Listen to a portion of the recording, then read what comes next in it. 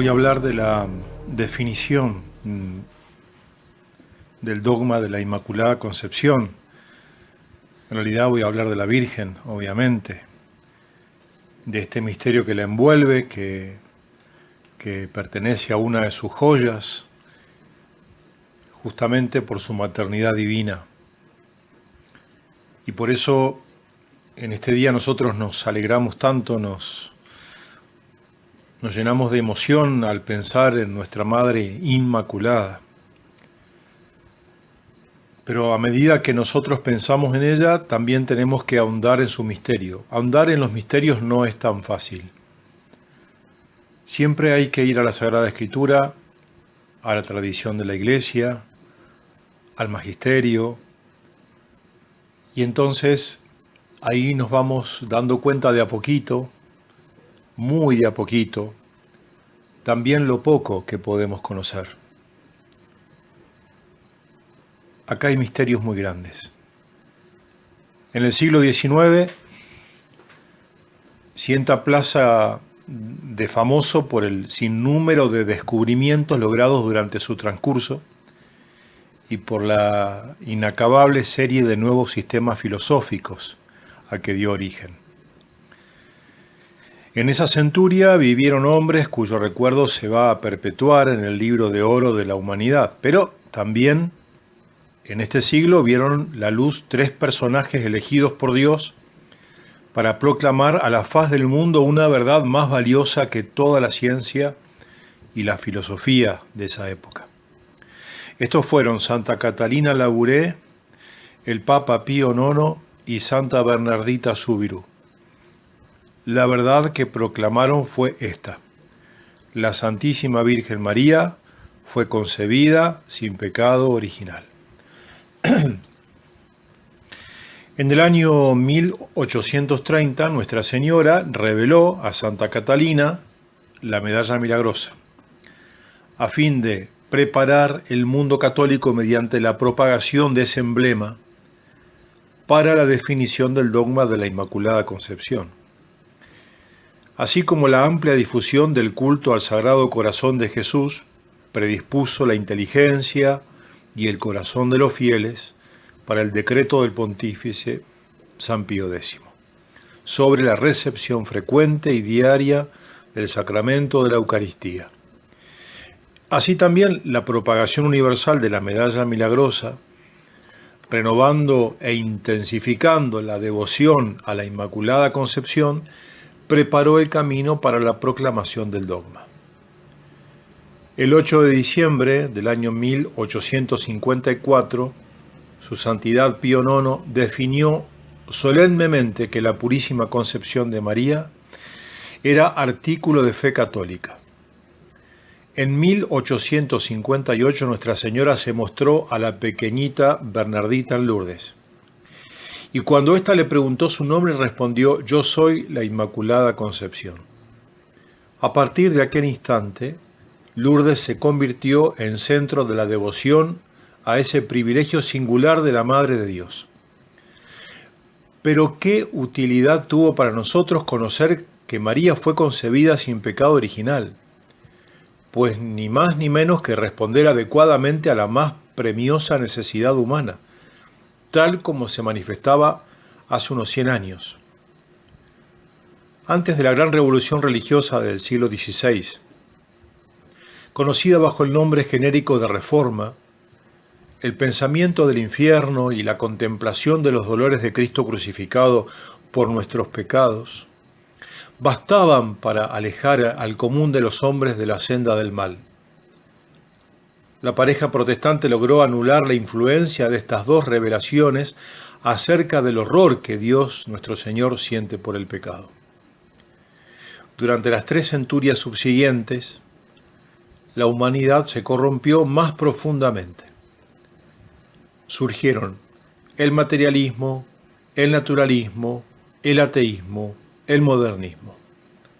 Se había perdido todo temor al pecado, toda repulsión al pecado, toda noción del pecado. Solo existía un pecado para el hombre de esa época, el de negarse a alguna satisfacción.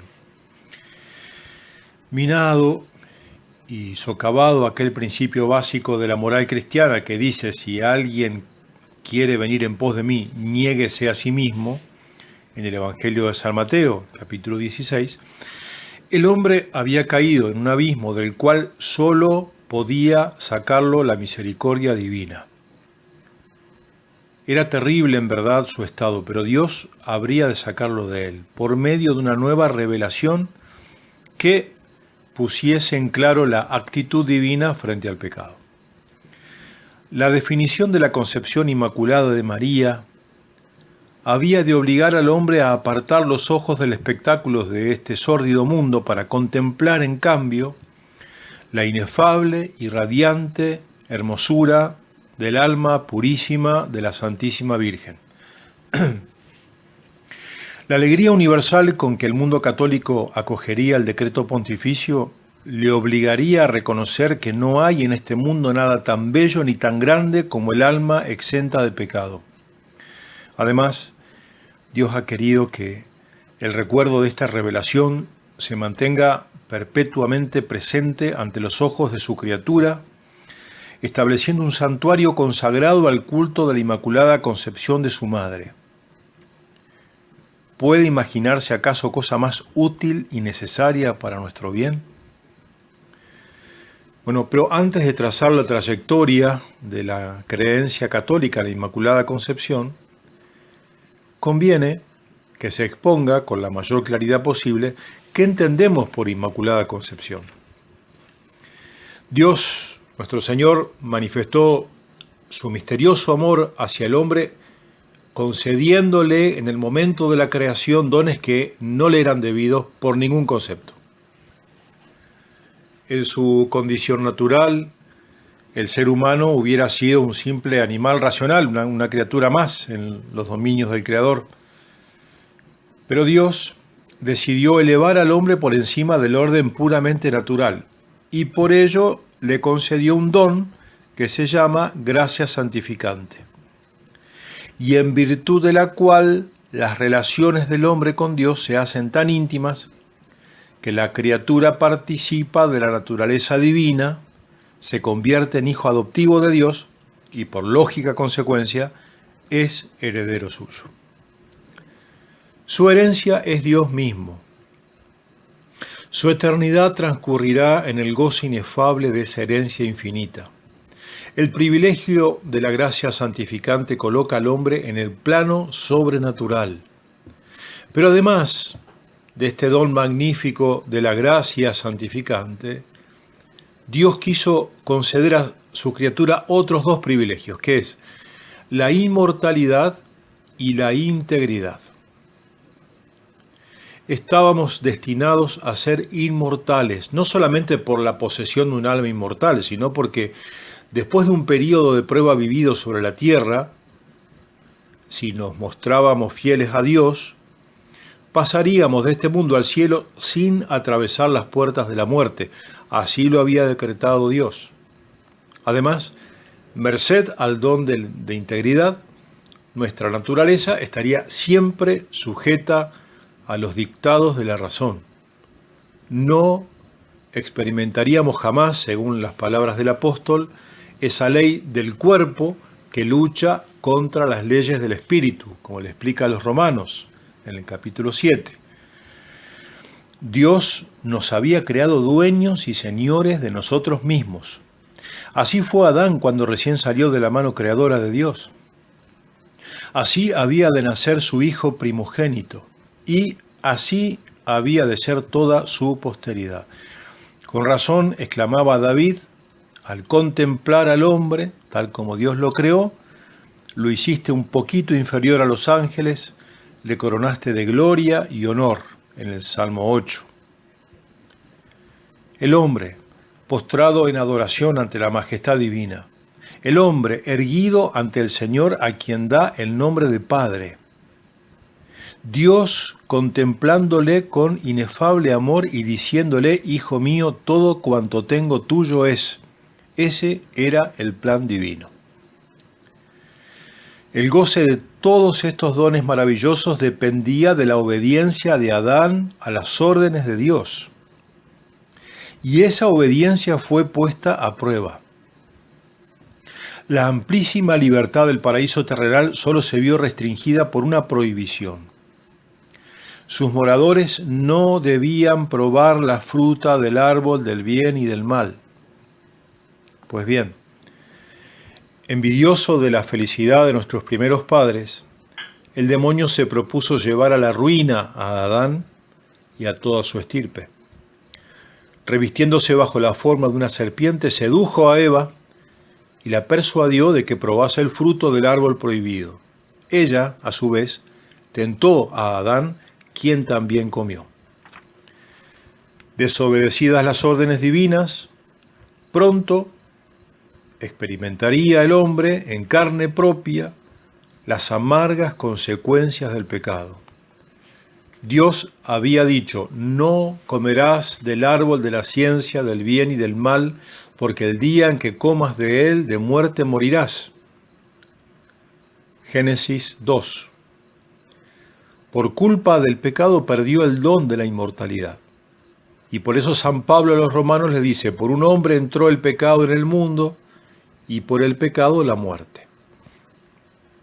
Perdió asimismo el don de la integridad. Vendió su derecho de primogenitura a cambio de una ciencia prohibida. Más le hubiera valido ignorar lo que ahora sabe. Sabe que ya no es dueño absoluto de sí mismo. Pero por encima de todo perdió el privilegio de la gracia santificante y con él su filiación y su herencia divinas. Sabemos por revelación divina la historia de la caída. Si no fuera por la revelación, nada sabríamos acerca de ello. Pero nuestra razón nos hubiera hecho sospechar que en un momento dado y muy remoto de la historia, la naturaleza humana hubo de haber sido víctima de una catástrofe terrible.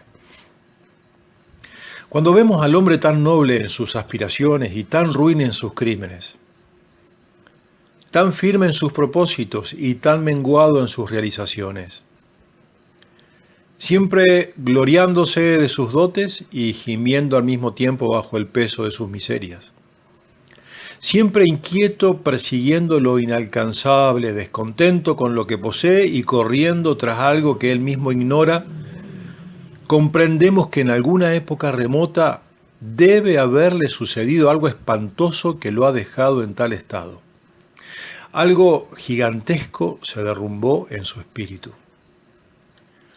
La revelación nos enseña que esa catástrofe fue la caída. De ahí que con el rey David nos lamentamos de nuestra desgracia y repitamos: he aquí que fui concebido en el pecado y mi madre me concibió en la iniquidad, en el Salmo 1. En la actualidad, cuando Dios crea un alma, la crea desprovista del don de la gracia santificante. Esta carencia, esta ausencia de la gracia, por ser consecuencia del pecado de nuestros primeros padres y de la culpa que en ellos tuvo su origen, se llama estado de pecado original. Toda la estirpe humana se halla sometida a esta regla general con una sola excepción: la Santísima Virgen María. Por privilegio especial otorgado por Dios omnipotente y en previsión de los frutos que iba a tener, o mejor, de esos méritos futuros de su divino Hijo, ella fue eximida de esta ley universal. El alma de María Santísima, en el preciso instante de ser infundida en su cuerpo, fue creada por Dios en estado de gracia santificante. He aquí lo que entendemos por Inmaculada Concepción y lo que hoy festejamos. La creencia en la concepción purísima de María se remonta a los tiempos apostólicos. Los padres de la Iglesia no se refieren explícitamente a esta doctrina en sus escritos, o mejor dicho, no hallamos en sus libros las palabras Inmaculada Concepción, pero es indudable que implícitamente aceptaban este misterio, según se infiere de los términos que usan al hablar de la santidad de María. La llaman purísima, Mater Sanctísima, es decir, Madre muy pura y plena de santidad, afirman que fue más santa que los querubines y los serafines. Y por eso nunca quiero dejar de enseñar que a la Virgen no se la tiene que llamar solo María, y nos tenemos que referir a ella no solo con reverencia y si es posible bajando nuestra cabeza, sino diciéndole siempre Santísima Virgen María. Pues bien, ¿cómo podrían emplear tales expresiones? ¿Cómo podrían ellas ser ciertas si el pecado original hubiese manchado, aunque solo fuera por un instante, el alma de María Santísima? Muchos son los contextos que sugieren la doctrina de la Inmaculada Concepción. Por ejemplo, hablando de la encarnación del Hijo de Dios, dicen que así como el cuerpo de Adán fue sacado de la tierra libre aún de la maldición del Señor, del mismo modo el cuerpo de Cristo fue formado de la carne virginal de María. Se infiere de aquí que María Santísima estaba también libre de la maldición que pesa hoy sobre todo el género humano. También son frecuentes los paralelos y contrastes entre María y Eva, y en ellos se demuestra siempre la superioridad de la Madre de Dios sobre la primera mujer. Pero Eva fue creada sin pecado. Luego María debe también participar de este privilegio, puesto que, de otro modo, Eva hubiese superado a María en ese respecto. Ya en el siglo IV, San Efrén de Siria escribía estas líneas: esas dos mujeres inocentes y sencillas, María y Eva, fueron en verdad creadas iguales, pero posteriormente una se convirtió en causa de nuestra muerte, la otra en fuente de nuestra vida. Se comenta asimismo la salutación angélica, las palabras que Dios dirigió a María Santísima por boca del arcángel Gabriel: salve, llena de gracia, el Señor es contigo, bendita entre todas las mujeres. Implican que la Virgen poseía la gracia en plenitud y había recibido bendiciones singulares que la elevaban por encima de todas las mujeres de la creación. ¿Cómo se justificaría semejante saludo si la Santísima Virgen hubiese estado sujeta al pecado original? Del mismo modo que no hallamos en los escritos de los padres una mención explícita de la Inmaculada Concepción, tampoco la hallaremos mencionada en la liturgia de la Iglesia primitiva. No obstante, y desde una antigüedad muy remota, se celebraba tanto en Oriente como en Occidente una festividad de la Concepción de María. Se dice que dicha fiesta se celebraba en Irlanda desde el siglo X, un milenio antes de la definición. Esto comprueba en forma fehaciente que la Iglesia consideró siempre no sólo el nacimiento de María Santísima, sino su concepción misma, como acontecimiento santo y ocasión de alegría para todo el pueblo cristiano. Jamás se disputó formalmente acerca de la Inmaculada Concepción hasta el siglo XII. Recién en tiempos de San Bernardo se iniciaron las polémicas sobre este tema. Los canónigos de la Catedral de Lyon, en Francia, instituyeron una fiesta en honor de la Concepción de María, y San Bernardo les dirigió una carta censurándolos por esta iniciativa y afirmando que no debían de haber instituido la festividad sin consultar previamente a la Santa Sede. Hace a continuación ciertas afirmaciones que por espacio de mucho tiempo persuadieron a muchos de que San Bernardo no creía en la Inmaculada Concepción de la Virgen. No obstante, se deduce de la carta que cuando el santo sostiene que la concepción de María no ha de ser objeto de pública veneración, se refiere a una realidad muy distinta de lo que entiende la Iglesia por concepción inmaculada. Lástima grande que San Bernardo, el más dulce cantor de las glorias de María, haya escrito esa carta. ¿No fue él mismo quien dijo en uno de sus escritos, y refiriéndose a la concepción de María, estas palabras sublimes: antes de que ella concibiera al Verbo en su seno, él la había concebido ya en su mente? Lo que significa que, así como un gran artista concibe en su inteligencia la idea de la obra maestra que está a punto de trasladar al lienzo. Del mismo modo, Dios concibió en su mente divina la idea de María antes de producir esa maravilla de su creación. ¿Y cómo era esa virgen que el Señor formó en su mente? Hermosa como la luna, resplandeciente como el sol, terrible como un ejército formado en orden de batalla según el cantar de los cantares. Era bella como la luna porque estaba limpia de pecado, resplandecía como el sol por el brillo de sus gracias. Era para las hordas infernales enemigo más terrible que un ejército dispuesto en línea de batalla.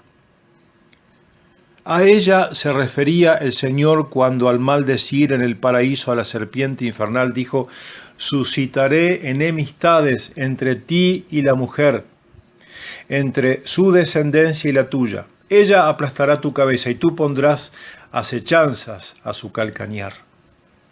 Todos los teólogos están de acuerdo en afirmar que esta mujer es María Santísima. Dios decretó en estas palabras enemistad absoluta y acérrima entre la Virgen Santísima y Satanás. ¿Cómo conciliar esa enemistad con la presencia del pecado original? La carta de San Bernardo dio comienzo a una larga controversia sobre el problema de la Inmaculada Concepción, disputa que se prolongó a través de 5 siglos. A veces se acaloraron tanto los polemistas que llegaron a motejarse recíprocamente de herejes. Durante esta discusión, el más esforzado campeón de la verdadera doctrina fue el teólogo franciscano Duns Scoto, a quien se tiene comúnmente por irlandés. Defendió la doctrina de la Inmaculada Concepción de María contra todos sus adversarios en la Universidad de París. Antes de presentarse en el púlpito para hacer su histórica defensa, se puso de rodillas y con los brazos extendidos dijo en alta voz: «Oh Virgen Santísima, ayúdame a loarte y dame fuerza contra tus enemigos». La objeción más seria era que Cristo murió por todos y no hubiera redimido a todos si existiera una persona sin pecado que por consiguiente no necesitase de redención. La respuesta de Scoto fue la siguiente: María fue real y efectivamente redimida, ya que en consideración a los méritos de Cristo, Dios, nuestro Señor, la preservó de la mancha del pecado original. El argumento de Duns Scoto era acertado, ya que, como vemos, aunque lo formuló en el siglo XV, la definición de 1854 repitió la doctrina en términos casi idénticos. Resumió en 3 frases brevísimas el argumento positivo. Era conveniente hacerlo, era posible hacerlo, luego fue hecho. En primer lugar, era conveniente que así fuera porque María estaba destinada a ser Madre de Dios. Atendiendo al hecho de la maternidad divina, convenía que María estuviese limpia de pecado original. Asimismo, hubiera sido inconcebible que la mancha, o mejor, que la manchase esa culpa, ya que en tal caso María Santísima hubiera estado sometida a la concupiscencia. Y repugna el hecho de que el Hijo de Dios se encarnase en un cuerpo sujeto a la concupiscencia. En segundo lugar, era posible hacerlo. Nada obsta para suponer una excepción a la ley universal del pecado de origen. El argumento contrario tomado de la universalidad de la redención no es sólido, puesto que María Santísima fue también redimida en atención a los futuros méritos de su Hijo. Más cumplida redención es preservar a uno de caer en pecado que salvar a quien ya ha caído. Por consiguiente, habiendo demostrado que la conveniencia más elemental lo exigía y que no se trataba de un imposible, en otras palabras, que no se contradice ninguna verdad revelada al suponerlo, el teólogo deduce que Dios eximió a María de la culpa original creando su alma en estado de gracia. Recordemos que esta controversia estuvo reservada a las escuelas teológicas y que solo participaron en ellas hombres doctos. No llegó a la masa de los fieles que continuaban profesando la doctrina tradicional bajo la orientación de los papas, quienes jamás apoyaron a los sostenedores de la opinión contraria. Por el contrario, el Papa Sixto IV, en el año 1476, otorgó a quienes recitasen el oficio y asistieran a la misa de la Concepción de María las mismas indulgencias concedidas anteriormente por asistir a las ceremonias análogas de la festividad del Corpus Christi. Un siglo después, el Papa Pablo V ordenó que se celebrase la fiesta de la Inmaculada Concepción como fiesta de guardar en toda la Iglesia Católica.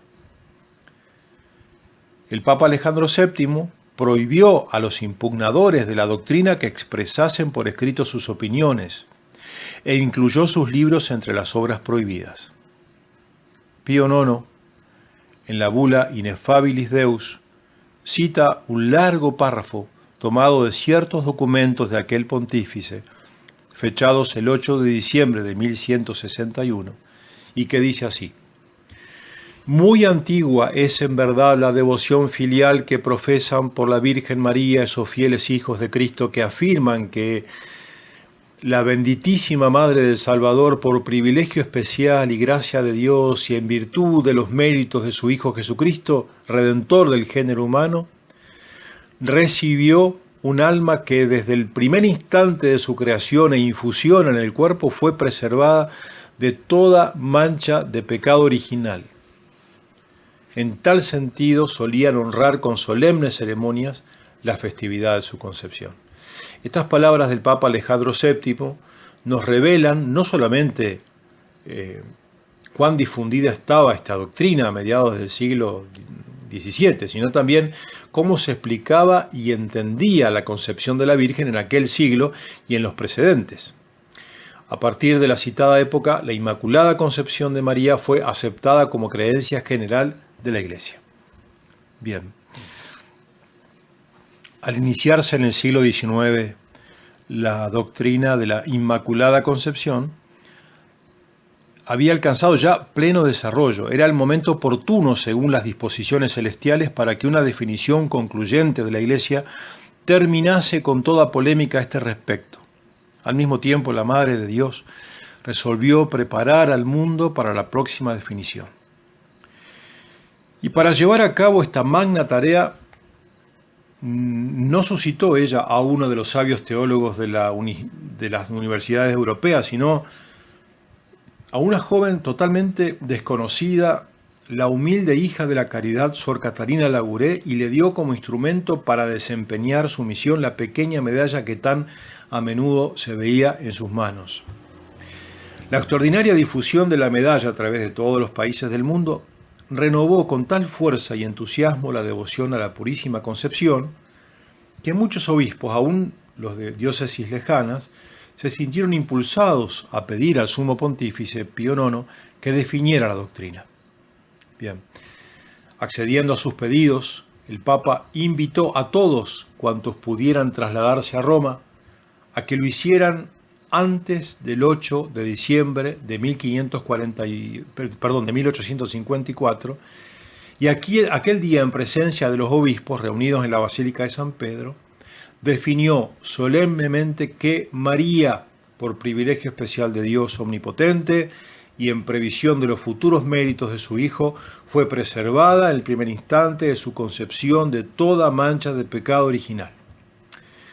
Y por último, les quiero leer lo que se toma del diario del reverendísimo José Dixon, arzobispo de Armagh, Irlanda, quien se hallaba presente en la ceremonia, una descripción que él hace que es muy hermosa e interesante. Dice él: todos esperaban con gozo intenso el amanecer de aquel 8 de diciembre. Iba a ser en verdad un día de fiesta para el pueblo de Roma, tan devoto de la Madonna. El Papa había ordenado que el día 7, víspera de la definición, se observara un riguroso ayuno, permitiendo en cambio que el 8 de diciembre, a pesar de ser viernes, se pudiera comer carne. Todo estaba dispuesto para inaugurar la gran iluminación de la cúpula de San Pedro, y cada una de las calles de Roma preparaba su iluminación propia. No obstante, La gente estaba muy preocupada por el estado del tiempo. Hacía varios días que llovía intensamente y el 7 de diciembre cayeron verdaderos aguaceros durante toda la jornada. Sin embargo, yo estaba persuadido de que la lluvia sería ausente al acercarse el momento en que se tributaría tanta gloria a Dios, tantos honores a María, tanta alegría y regocijo a los ángeles, a los hombres. No podía creer que aquel mismo día en que Roma, madre y maestra de la verdad, realizaba un acto capaz de excitar la envidia de los mismos ángeles del cielo, no brillase sobre ella el sol, dando a sus calles y a sus habitantes resplandores de fiesta y alegría, en lugar de triste aspecto de ciudad de duelo que la lluvia le confiriera durante las últimas jornadas. Por ello, antes de acostarme aquella noche del 7 de diciembre, no me preocupé por el asunto, dominado como estaba por el ardiente deseo de ver amanecer un día radiante. Me levanté repetidas veces durante la noche para observar el cielo, y cuando a eso de las 4 de la madrugada vi que mis esperanzas no serían defraudadas, recité con inmenso gozo y gratitud el Ave Maris Stella. Los obispos y cardenales ofrecieron muy temprano el santo sacrificio para esperar con tiempo en el interior de la Capilla Sistina la formación de la procesión, que a eso de las 9 se encaminaría hacia San Pedro recorriendo la gran escalinata. Poco después de las 9 se inició la marcha del cortejo. Cardenales y obispos entonaban las letanías de los santos. Cuando penetramos en San Pedro, esa maravilla del mundo, vimos en sus naves una asamblea igualmente extraordinaria. El Papa, conducido en su silla gestatoria, estaba tocado con su tiara. Seguían en larga procesión los cardenales y obispos en número de 200, ostentando sus mitras y marchando de 2 en 2. Tras ellos, los penitenciarios de San Pedro, revestidos de sus casullas, las interminables filas de soldados a uno y otro lado, la Guardia Pontificia Suiza con sus pintorescos y arcaicos uniformes, la Guardia Noble de su Santidad en traje de gran gala, los miembros de las diferentes órdenes religiosas con sus hábitos policromos, forasteros de todas partes del mundo, y en fin, una gran parte de la población de Roma. Es posible que nunca haya visto la Basílica de San Pedro muchedumbre tan inmensa dentro de sus muros, y quizá transcurran milenios antes de que vuelva a reunirse en ella tan magnífica asamblea. Una vez sentado, el Santo Padre recibió el homenaje de los cardenales, obispos y penitenciarios de San Pedro, ceremonia que se prolongó debido al gran número de dignatarios presentes. Cantada tercia se inició la misa solemne, y cuando el Papa, después de leer el introito, recitar los Kyries y entonar el Gloria in Excelsis, tomó asiento en el trono preparado para él, vimos con alegría los rayos de un sol resplandeciente que, penetrando a través de los gigantescos ventanales, inundaba de luz el sagrado recinto. En efecto, merece recordarse que, aunque la lluvia cayó torrencialmente durante los días anteriores, el 8 de diciembre y durante varios días después de pasada esa fecha, no obstante, la jornada del 8 fue esplendorosa, y desde la madrugada hasta la medianoche no cayó sobre Roma ni una sola gota de lluvia. Después de entonarse el Evangelio en griego y latín, su santidad se puso en pie ante el solio para llevar a cabo uno de los actos más solemnes y trascendentales que puede efectuar un sumo pontífice. En medio del silencio impresionante y la profunda atención de toda la vasta asamblea, comenzó a leer con voz clara el decreto de la Inmaculada Concepción. Terminada la introducción, cuando hubo llegado el decreto mismo, el Papa, que siempre se caracterizó por su tierna devoción a la Santísima Virgen, pareció sentirse dominado por una honda emoción ante el privilegio que Dios le concedía al elegirle como instrumento para tributar tan insigne honor a su bendita Madre, y no pudo ya contener las lágrimas. Continuó leyendo con voz temblorosa y conmovida hasta llegar a la palabra declaramus. Allí se detuvo y por espacio de algunos minutos no pudo proseguir. Más fácil es imaginar el efecto que todo esto produjo en la asamblea que intentar describirlo. Bien puede afirmarse que ninguno de los presentes logró evitar un hondo sacudimiento emocional y muchos lloraban como niños.